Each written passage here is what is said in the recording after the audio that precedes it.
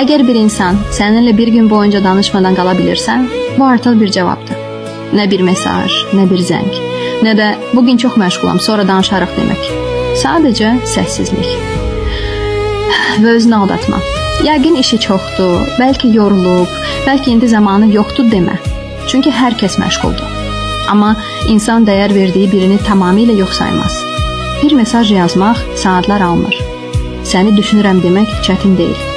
Bugün danışa bilməyəcəm, amma sonra yazacağam demək böyük bir fədakarlıq deyil. Bunlar münasibətdə lüks deyil. Bunlar ən sadə diqqətdir.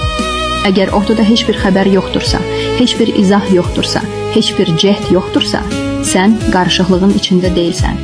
Sən cavabın içindəsən. Bəzən insan sənə sözləri ilə yox, susmağı ilə də çox şey deyir. Çünki həqiqətən danışmaq istəyən insan yol tapar. Bəhanə yox, vaxt yaradar.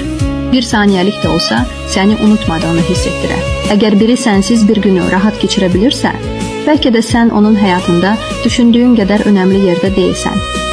Və bu acı ola bilər. Amma bəzən acı həqiqət şirin yalandan daha çox azad edir insanı.